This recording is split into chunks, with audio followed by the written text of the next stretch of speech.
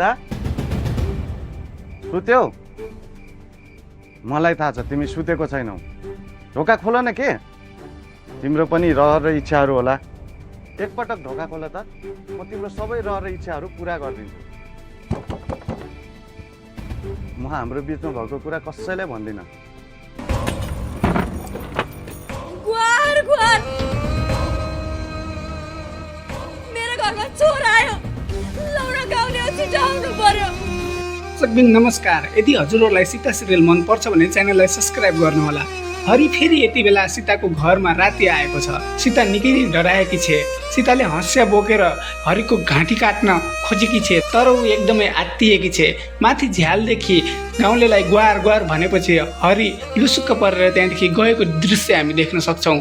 उता रमेश र अनुको विवाह भइसकेपछि रमेशको भाइलाई चेकअपको लागि सहर लिएर गइएको छ र अर्कोतिर हरिले सृष्टिलाई स्कुटर राम्रोसँग सिकाइसकेको छ। स्कुटरमा बसाएर सृष्टिले आफ्नी आमालाई पनि एक चक्कर लगाएर घर ल्याइसकेकी छे। अनि हरि सीताको घरमा पुगेर सीताको हात मागेको छ। सृष्टिले पनि विवाह गर्न स्वीकार गरिसकेकी छे। अब के होला साथीहरू, के सृष्टि र हरिको विवाह होला त? अर्कोतिर सीताको गाउँभरि नराम्रो हल्ला फैलिसकेको छ। रातिमा केटा भेट्न बोलाउँछस् भनेर सीतालाई नराम्रो नराम्रो कुराहरू गाउँकाले काट्न सुरु गरिसकेका छन्। रमेशले पनि त्यो कुरा सुन्छ र रमेशले सीतालाई तैँले त रातिमा केटा बोलाउँछस् अरे भनेर सिधै भन्छ। सीता रमेशले पनि विश्वास गरेन भनेर साँच्चीकै साथीहरू धेरै नै निराश भएको छिन्।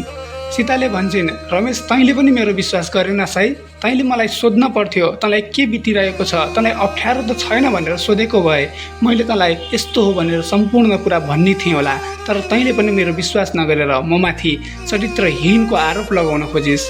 हो, अब तेरो मलाई सहानुभूति चाहिँदैन, म जे छु जस्तो छु एक्लै ठिक छु भनेको दृश्यले अहिले साँच्चीकै साथीहरू एकदमै मन छोएको छ। हजुरलाई के लाग्छ साथीहरू, के सीताले हरिको सम्पूर्ण पर्दाफास गर्नुपर्छ? सीताको र जगतको फेरि मिलन हुनुपर्छ कि पर्दैन? र हरि र सृष्टिको विवाह हुन पर्छ कि पर्दैन? कि सीताले सम्पूर्ण हरिको पर्दाफास गरेर सृष्टि र हरिको विवाह हुनुबाट रोक्नुपर्छ? हजुरलाई के लाग्छ तल कमेन्ट गर्न भने नबिर्सनु होला। र अहिलेसम्म पनि च्यानलमा नयाँ हुनुहुन्छ भने च्यानललाई सब्स्क्राइब गरेर सँगै रहेको बेल आइकन घन्टी बजाउन नबिर्सनु होला। आगामी भागमा फेरि उपस्थित हुने नै छु। अहिलेको लागि छुट्टिन चाहन्छु। हस्त, धन्यवाद।